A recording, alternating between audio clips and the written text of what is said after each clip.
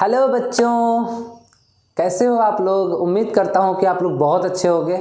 मैं हूँ आपका अपना केमिस्ट्री टीचर कुणाल मिश्रा। आप देख रहे हैं मेरा चैनल क्रिएटर्स एकेडमी। अगर मेरी वीडियो अच्छी लगे, ठीक है, तो लाइक, शेयर और मेरे चैनल को सब्सक्राइब ज़रूर से ज़रूर कर देना। और हाँ, ये उन बच्चों को ये वीडियो ज़रूर शेयर करना जिनको केमिस्ट्री समझ नहीं आती, ठीक है ना। जाहिर सा बात है, उसे कुछ ना कुछ समझ में आएगा, ठीक है। अब देखो, याद है हम लोगों ने पिछले लेक्चर में क्या पढ़ा था, chemical properties of alkali metals को ख़त्म कर दिया था, ठीक है ना। अब देखो बच्चों, कोरोना का टाइम है, ठीक है ना, और इस टाइम पे फिज़िकल क्लासेस लगभग सारे बंद हैं और अभी हम सिर्फ ऑनलाइन क्लासेस के भरोसे चल रहे हैं। तो आपको भी बहुत मेहनत करने की ज़रूरत है और साथ ही साथ हमें भी, ठीक है ना। तो हम मेहनत तभी करेंगे जब हमें लगेगा कि आप मेहनत कर रहे हो, क्योंकि हमारा एफर्ट सिर्फ आपके लिए है, ठीक है। अब देखो, आपको बच्चों मेहनत बहुत करनी है, क्योंकि आपका लॉकडाउन लगा है। आपके ज़िंदगी का लॉकडाउन नहीं लगा, आपके लाइफ का लॉकडाउन नहीं लगा। आप जी रहे हो, आप सांस ले रहे हो, तो जाहिर सा बात है आपको आगे बढ़ना है, ठीक है। आपको, अगर आप कॉम्पिटिटिव एग्ज़ाम दोगे, नीट, जेईई, तो आपके एग्ज़ाम वैसे ही होंगे जैसे होते थे, ठीक है ना।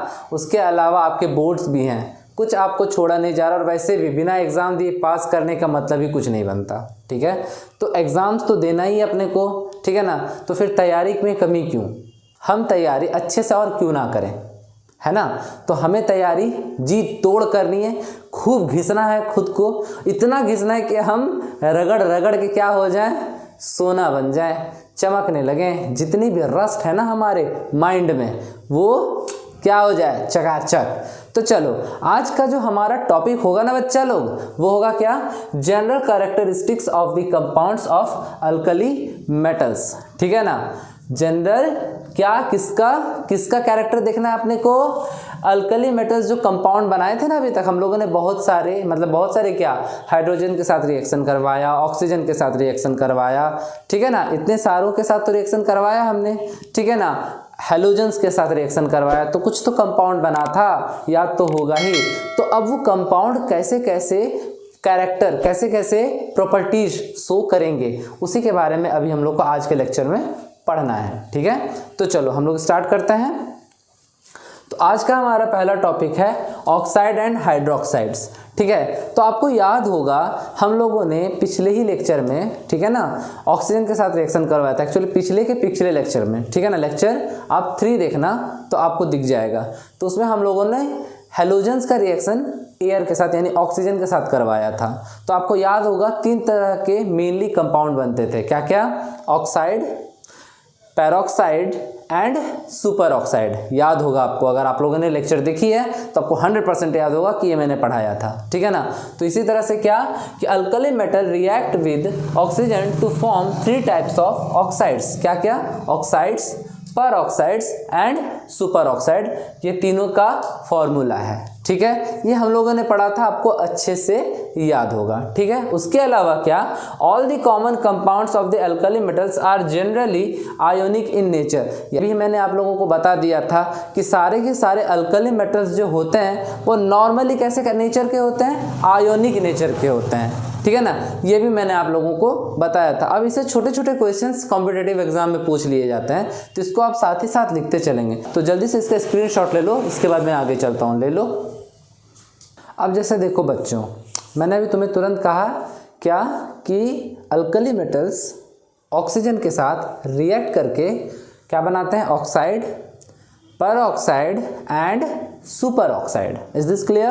अब देखो, ये जितने भी ऑक्साइड हमारे बने, ठीक है ना, ये जितने भी ऑक्साइड हमारे बने, अगर उनका तुम H2O के साथ रिएक्शन करवा दोगे तो वो हाइड्रोलाइज्ड हो जाएंगे। देखो पढ़ो क्या है, the oxides are easily hydrolysed by water to form the hydroxides according to this reaction. अभी मैं रिएक्शन लिख के दिखा रहा हूँ तुम्हें, ठीक है। तो सबसे पहले क्या बनता था, याद करो, सबसे पहले ऑक्साइड बनता था, ठीक है ना।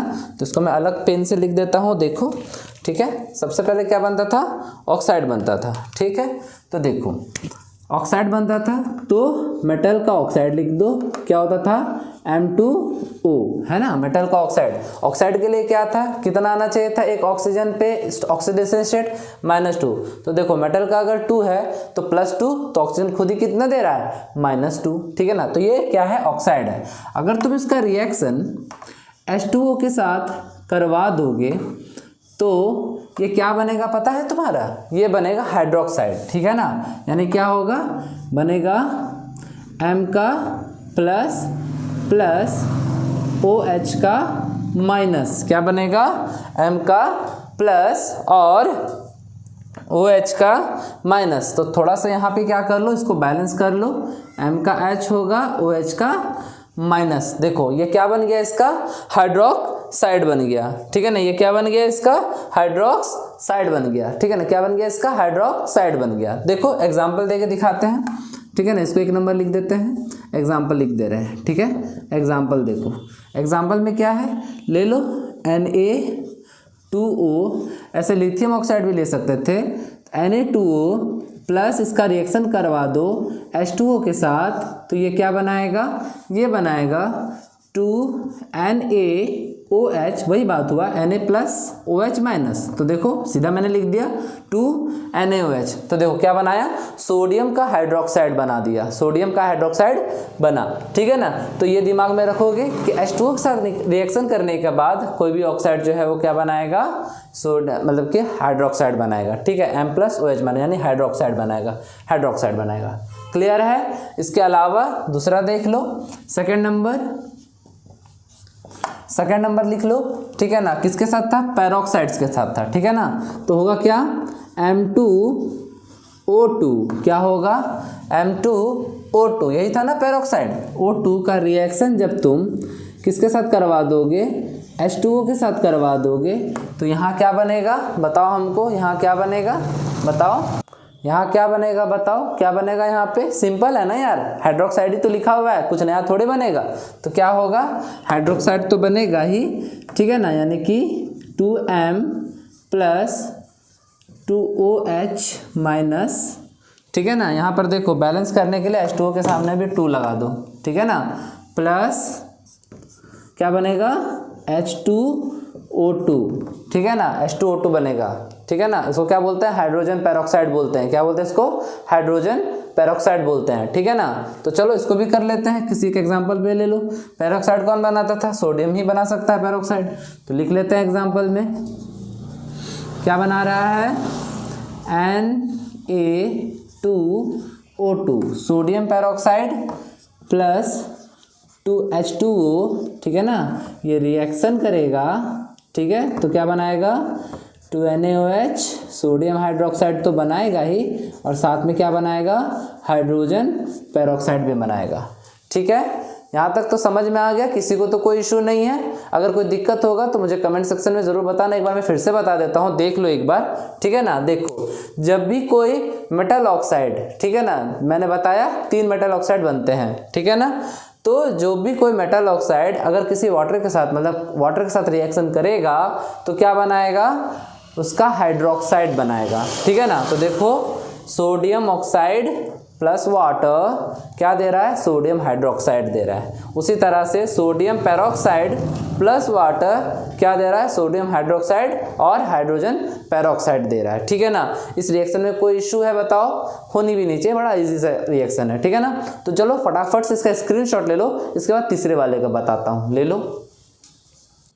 अब देखो थर्ड कंडीशन क्या था, सुपर ऑक्साइड के केस में, है ना। तो देखो सुपर ऑक्साइड के केस में थर्ड कंडीशन सुपर ऑक्साइड, ठीक है ना। तो क्या था सुपर ऑक्साइड, MO2 का रिएक्शन अगर हम H2O से करवा दें, यहाँ 2 लिख लो, ठीक है ना, करवा दें तो क्या बनेगा तुम्हारा, जाहिर सी बात है हाइड्रोक्साइड तो बनेगा ही, 2M plus 2OH minus plus H2O2 तो बनेगा ही, साथ में एक डाई ऑक्सीजन भी निकलेगा, यानी ऑक्सीजन भी निकलेगा बाहर की ओर, क्या होगा, निकलेगा, गैस में चला जाएगा। तो चलो करके देखते हैं, ले लो क्या था, एक पोटेशियम सुपर ऑक्साइड ले लो, KO2 ले लो, ठीक है ना।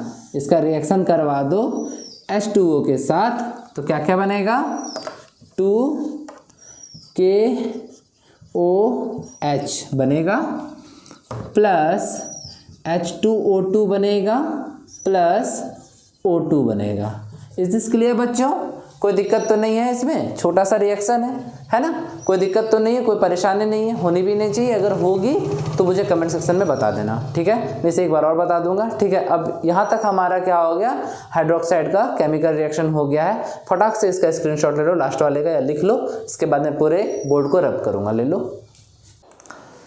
तो बच्चों यहाँ तक तो ठीक है, हमने केमिकल प्रॉपर्टीज़ कर लिया किसका, ऑक्साइड्स एंड हाइड्रोक्साइड्स का। अब थोड़ा फिजिकल प्रॉपर्टीज़ के बारे में भी जान जाते हैं। अब जैसा कि मैंने आपको पिछले ही क्लास में बताया था, यानी कि पिछले लेक्चर में बताया था कि what do you mean by physical properties, जिसको आप देख सकते हो, ठीक है ना, जान सकते हो, ठीक है ना, मतलब जिसको आप देख सकते हो, फील कर सकते हो, वो फिजिकल प्रॉपर्टीज़ है, ठीक है ना। अब देखो समझो क्या है फिजिकल प्रॉपर्टीज़ में, कि ऑक्साइड्स और पेरोक्साइड्स ये दोनों अगर प्योर फॉर्म में होंगे तो कलरलेस होंगे, ठीक है ना, मतलब उनका कोई भी, ठीक है ना, मतलब उनका कोई भी कलर नहीं होगा। लेकिन वहीं आपका सुपर ऑक्साइड्स जो होगा वो उसका कलर होगा, ठीक है ना, वो येलो कलर का या ऑरेंज कलर का आपको दिखेगा, ठीक है। उसके अलावा दूसरा फिजिकल प्रॉपर्टीज़ ये है, सुन लो, उसका मैं लिखवा दे रहा हूँ, ठीक है ना, डोंट वरी, ठीक है ना। उसके बाद दूसरा उसका फिजिकल प्रॉपर्टी ये है, किसका, यही ऑक्साइड सुपर ऑक्साइड्स का। तो सुपर ऑक्साइड का जान लो दूसरा फिजिकल प्रॉपर्टी, कि ये जो होता है, यानी कि सुपर ऑक्साइड जो होता है वो पारामैग्नेटिक बिहेवियर शो करता है। अब तुम लोग सोच रहे होगे सर पारामैग्नेटिक बिहेवियर क्या है, इसके बारे में तो शायद सुने नहीं है। जैसे कि बहुत सारे ऐसे बच्चे जो नहीं जानते हैं, जिन्होंने यूनिट 4 केमिकल बॉन्डिंग पढ़ा है, उनको तो पारामैग्नेटिक, डायामैग्नेटिक, फेरोमैग्नेटिक ये सब उनको पता होगा। लेकिन जो यूनिट 4 नहीं पढ़ा, और आप टेंशन ना लो, मैं आपको यूनिट 4 करवा दूंगा। एक्चुअली मैं आपको सारे सिलेबस, पूरा सिलेबस ही कंप्लीट करवा दूंगा, इसलिए डोंट वरी, मैं रेगुलर वीडियोस आपके लिए लेकर के आ रहा हूं। तो जल्दी खत्म करके मैं सारे के सारे चैप्टर का इंडिविजुअल वीडियोस आपको डालता चला जाऊंगा। लेकिन उसमें आपको चिंता करने की बात नहीं, मैं आपको पारामैग्नेटिक समझा रहा हूँ क्या होता है। देखो पारामैग्नेटिक एक ऐसा बिहेवियर है मैग्नेटिज्म का, जिसमें कोई एक, क्या कहते हैं उसको, सबस्टांस, ठीक है ना, कोई एक सबस्टांस क्या होता है, मैग्नेट से क्या अट्रैक्शन शो करता है, पर बहुत ज़्यादा नहीं, थोड़ा मोड़ा, ठीक है ना। मतलब यही समझ लो कि पारामैग्नेटिक एक ऐसा सबस्टांस होता है जो मैग्नेटिक फील्ड में, अगर बहुत ज़्यादा भी मैग्नेटिक फील्ड आपने डाल दिया है तो वहाँ भी वो क्या होगा, बहुत कम अट्रैक्शन शो करेगा, पारामैग्नेटिक, ठीक है ना। इसके बारे में आप डोंट वरी, आप टेंशन ना लो, मैं यूनिट 4 में आपको कंप्लीट करवाऊंगा, ठीक है ना। और पारामैग्नेटिक में ये चीज़ याद रखना, कम से कम एक अनपेयर्ड इलेक्ट्रॉन होता है, ठीक है। और मैं आपको ट्रिक भी दूंगा कि कैसे आप पारामैग्नेटिक या डायामैग्नेटिक को कैसे आप बिना इलेक्ट्रॉनिक कन्फिगरेशन निकाले समझ जाओगे या निकाल लोगे, ठीक है। तो फिलहाल आप इसको सुनो, मैं इसका डेफिनेशन लिख दिया हूँ। पहला फिजिकल प्रॉपर्टीज क्या है, the oxides and the peroxides are colourless, मैंने भी बताया था, व्हेन प्योर, अगर वो प्योर फॉर्म में है तो कलरलेस होंगे, but the super oxides are yellow और ऑरेंज इन कलर, ठीक है ना। उसके बाद सेकंड पॉइंट है, मतलब सुपर ऑक्साइड क्या होगा, येलो होगा या ऑरेंज होगा, ठीक है। उसके अलावा द सुपर ऑक्साइड्स आर पारामैग्नेटिक, ठीक है ना, यानी कि मैग्नेटिक फील्ड में सुपर ऑक्साइड जो होंगे, ठीक है ना, वो थोड़ा मोड़ा अट्रैक्शन शो करेंगे। इज दिस क्लियर बच्चों? कोई दिक्कत नहीं है, पक्का वाला। पारामैग्नेटिक सबस्टांस वैसे सबस्टांस होते हैं जो मैग्नेटिक फील्ड में अट्रैक्शन फील करते हैं, बस इतना ही, दिमाग इतना ही लगाओ, ठीक है। द अल्कली मेटल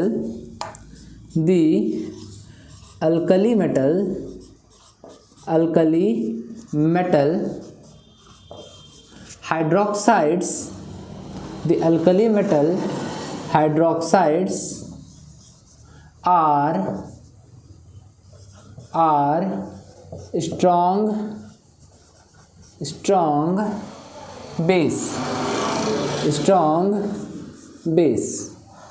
ठीक है।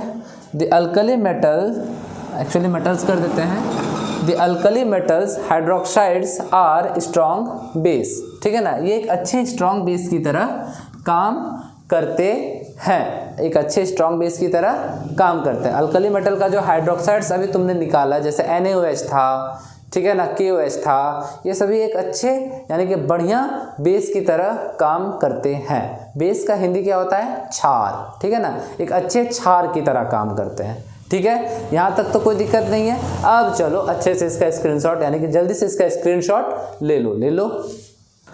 तो चलो बच्चों, अब हमारा हाइड्रोजन यानी हाइड्रोक्साइड्स के साथ ख़त्म हो गया। क्या क्या था? ऑक्साइड्स एंड हाइड्रोक्साइड्स, ये ख़त्म हो गया। अब इसके बाद हम लोग सेकंड नंबर में पढ़ेंगे हैलाइड्स के बारे में, ठीक है ना। अब हम लोग किसके बारे में पढ़ेंगे?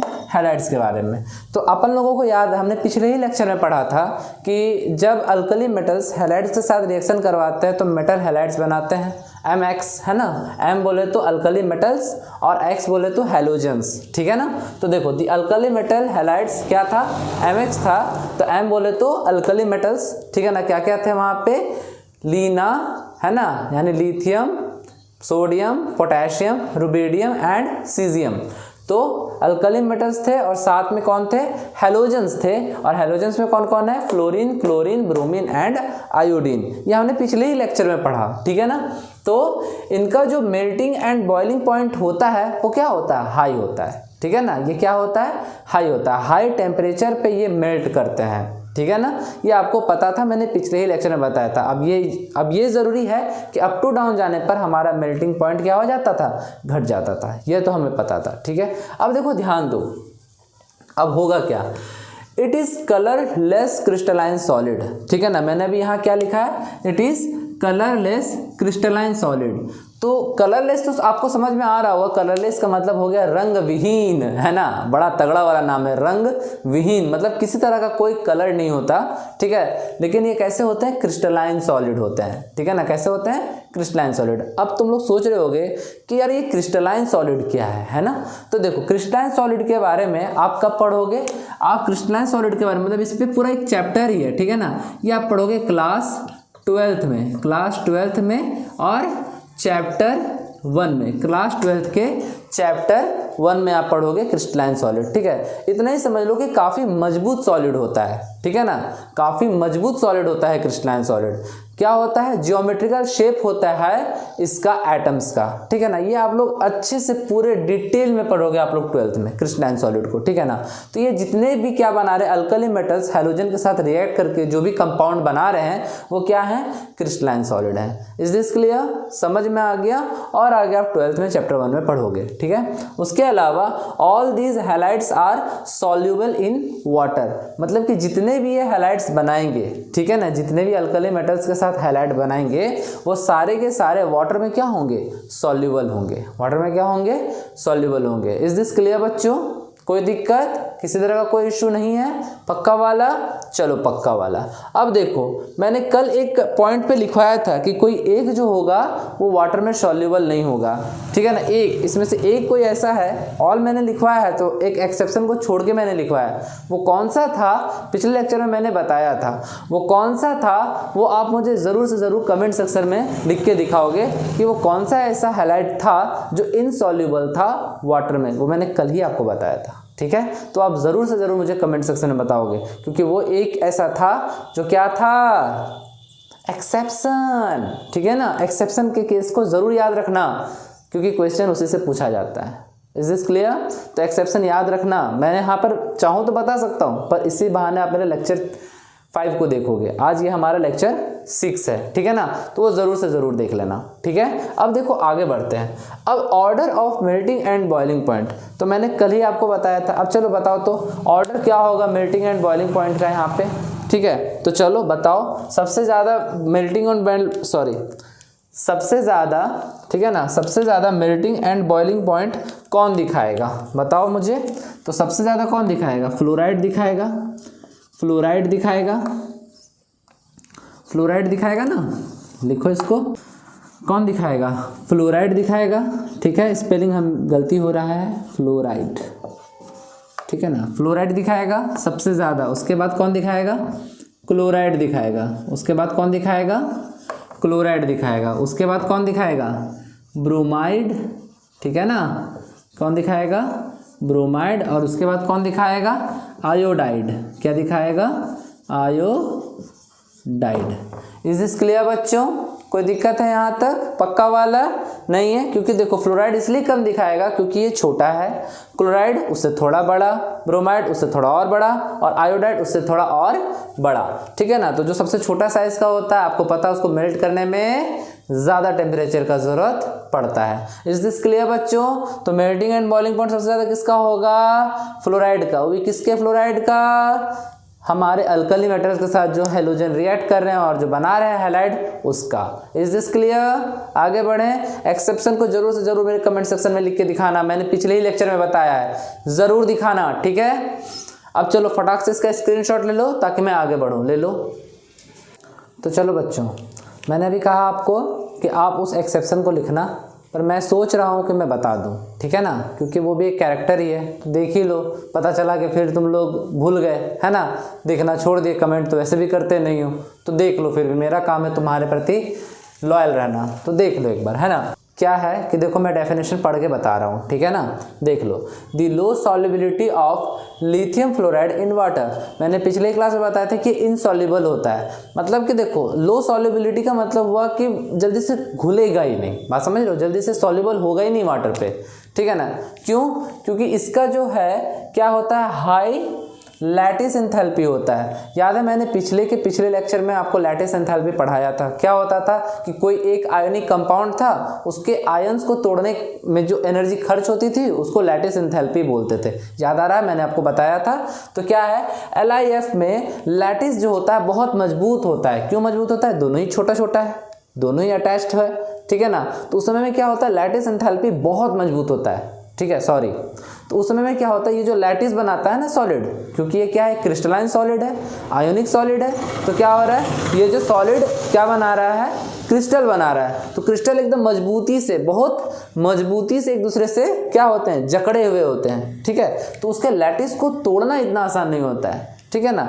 तो लैटिस एंथैल्पी ज़्यादा देना पड़ेगा, यानी कि उसके आयन, यानी कि उसको आयनिक फॉर्म में कन्वर्ट करने के लिए एनर्जी ज़्यादा देना होगा, ठीक है ना। तो इसके कारण से क्या होता है, ये क्या होता है, लो सॉल्युबिलिटी दिखाता है, मतलब ना के बराबर दिखाता है, इनसॉल्युबल होता है, ठीक है। तो लिथियम फ्लोराइड जो होता है वो वाटर में क्या होता है, लो सॉल्युबिलिटी दिखाता है। इसी के जैसा कौन, सीजियम आयोडाइड, ठीक है ना। इसी के जैसा सीजियम आयोडाइड भी क्या होता है, लो सॉल्युबिलिटी दिखाता है वाटर में, बिकॉज उसका हाइड्रेशन एंथैल्पी बड़ा कम होता है, ठीक है ना। सीजियम आयोडाइड जो होता है, सीजियम भी बड़ा मॉलिक्यूल है, आयोडीन भी सबसे बड़ा मॉलिक्यूल है। तो सीजियम और आयोडीन दोनों बड़ा बड़ा मॉलिक्यूल है, अब दोनों एक दूसरे से जुड़ा है। तो जब उसको पानी में डालोगे तो क्या होगा, उसका हाइड्रेशन एंथैल्पी बहुत ही वीक है, ठीक है ना, बहुत ही कम है। तो क्या होगा, पानी के साथ वो घुलेगा ही नहीं, ठीक है ना। और हाइड्रेशन एंथैल्पी भी मैंने तुम्हें बताया था, ठीक है। तो एक बार अगर आप फर्स्ट टाइम इस वीडियो को देख रहे हो तो एक बार मेरे पुराने वीडियोस को, लेक्चर एस, मेरे ख्याल से एस ब्लॉक का लेक्चर 1 2 3 4 एक्चुअली सारे देख ही लो, को चेकआउट कर लो, तो क्या होगा, तुम्हें अच्छे से समझ में आ जाएगा कि हाइड्रेशन एंथैल्पी क्या होता है, ठीक है। यहाँ तक तो कोई दिक्कत नहीं है ना बच्चा लोग, 100% पक्का वाला। तो चलो फटाक से इसका स्क्रीनशॉट ले लो। तो चलो बच्चों, हैलाइड्स का हमारा जनरल कैरेक्टर बिल्कुल पूरी तरह से समाप्त हो चुका है, यानी खत्म हो चुका है। इसके बाद हम क्या स्टार्ट करेंगे, अल्कली मेटल्स के ऑक्सो एसिड्स के बारे में, अल्कली मेटल्स के ऑक्सो एसिड्स के बारे में, जो कि सॉल्ट्स होते हैं, ठीक है ना। अब देखो, सबसे बड़ा चीज़ है कि ये जो ऑक्सो एसिड्स है, तुम्हारे दिमाग में तो आ रहा होगा ना, सर ऑक्सो एसिड्स क्या होता है, लो बता दे रहे हैं। एक्चुअली मेरी एक बच्ची है नुपुर, वो ऐसे ही पूछी, सर ऑक्सो एसिड्स क्या होता है, तो चलो मैं उसी के जैसा बता रहा था। ऑक्सो एसिड्स क्या होता है, देख लो। Oxo acids are those in which the acidic proton is on a hydroxyl group with an oxo group attached to the same atom। मतलब कि कोई एक एटम होगा, ठीक है ना, जिसको प्रोटॉन बोल लो, उसमें एक हाइड्रोक्सिल ग्रुप लगा होगा और साथ ही साथ उसमें एक ऑक्सो ग्रुप भी लगा होगा, यानी ऑक्सीजन जो है वो डबल बॉन्डेड उसमें होगा, ठीक है ना, उसी प्रोटॉन के साथ में। तो वो क्या कहलाएगा, वो एक ऑक्सो एसिड्स कहलाएगा, ठीक है ना। अब देखो मैं तुम्हें एग्जाम्पल के थ्रू समझा देता हूँ। मान लो कि कोई एक ऐसा एटम है जो कि N है, मान लो कि कोई एक एटम है जो कि N है, ठीक है ना। इसी के साथ यहाँ पे कम से कम एक ऑक्सीजन होगा और कम से कम एक हाइड्रोक्सिल ग्रुप होगा, तो ये एक ऑक्सो एसिड्स कहलाएगा, ठीक है ना। अब तुमको एग्जांपल के थ्रू समझाते हैं। एग्जांपल में ले लो, एक ऑक्सो एसिड ले लो, H2SO4, 4 को ही ले लो, ठीक है ना, H2SO4 को ही ले लो। तो देखो इसको मैं मिटा दे रहा हूँ बिकॉज अब देख लो यहाँ एग्जांपल देके समझा रहा हूँ। H2SO4 को ही ले लो तो इसमें क्या है, सल्फर क्या है, एक प्रोटॉन है, तो सल्फर को मैंने ले लिया। साथ में ऑक्सीजन कैसा है, यहाँ डबल बॉन्डेड है, ठीक है ना, और एक ऑक्सीजन इसमें क्या है, डबल बॉन्डेड है, ठीक है, एक और ऑक्सीजन कैसा है, डबल बॉन्डेड है, ठीक है। और साथ में क्या है, 2 OH है लगा हुआ, 2 हाइड्रोक्सिल ग्रुप क्या है, लगा हुआ है। तो ये हो गया H2SO4। तो देखो एक एटम है जिसपे 2 डबल बॉन्ड का ऑक्सीजन यानी ऑक्सो ग्रुप चढ़ा हुआ है और साथ में 2 हाइड्रोक्सी ग्रुप चढ़ा हुआ है। तो ये क्या होगा, ये एक ऑक्सो एसिड्स होगा। इसी के तरह से H2CO3 भी एक ऑक्सो एसिड है। समझ गए ना, एग्जांपल तो समझ गए ना कि किसी एक पर एटलीस्ट कम से कम एक ऑक्सो ग्रुप होना चाहिए और कम से कम एक हाइड्रोक्सिल ग्रुप होना चाहिए। अगर 2 है तो भी वो एक ऑक्सो एसिड है, ठीक है। इज दिस क्लियर बच्चों, कोई दिक्कत यहाँ तक नहीं है? मैं फिर से समझा दूं? अच्छा ठीक है, मैं फिर से समझा देता हूँ, देख लो। Oxo acids are those in which the acidic proton is on a hydroxyl group with an oxo group attached to the same atom, ठीक है ना। मतलब कि कोई एक प्रोटॉन है जिसके साथ में एक मिनिमम एक हाइड्रोक्सिल ग्रुप हो और एक ऑक्सो ग्रुप हो तो वो एक ऑक्सो एसिड कहलाएगा। अगर 2 भी हो तो कोई बात नहीं, तब भी वो ऑक्सो एसिड ही कहलाएगा। Is this clear? अब तो समझ में आ गया ना पक्के से। देखो वीडियो थोड़ी लंबी हो जाती है, एटलीस्ट कम से कम अगर 30 मिनट की अगर वीडियो है तो उसको अपलोड करने में 3 GB एटलीस्ट 3 GB तो लग ही जानी है, ठीक है ना। तो इसीलिए बच्चों क्या है कि वीडियो को थोड़ा मैं शॉर्ट रखूंगा, 20 से 25 मिनट के अंदर ही मैं वीडियो को रखना चाहता हूं ताकि थोड़ा मेरा भी क्या हो, डाटा बचे, ठीक है ना, और आपका भी क्लास लगातार चलता रहे। तो मैं सोच रहा हूं कि यहां तक मैं आज कंप्लीट करता हूं। चलो इसका फटाक से एक स्क्रीनशॉट ले लो। तो बस बच्चों आज के लिए बस इतना ही, ठीक है। अगले क्लास में हम लोग ऑक्सो एसिड्स को कंटिन्यू करेंगे, आगे और ऑक्सो एसिड्स चलेंगे, ठीक है। तो अगले क्लास में ऑक्सो एसिड्स को कंटिन्यू करेंगे। तुम्हें मेरी वीडियो कैसी लगी ज़रूर से ज़रूर बताना। वीडियो को लाइक कर देना, सभी बच्चों को शेयर ज़रूर कर देना ताकि जिनको भी नीड हो इस वीडियो का वो देख पाएँ, कोई इशू नहीं है। तो मिलते हैं अगले वीडियो में। थैंक्स।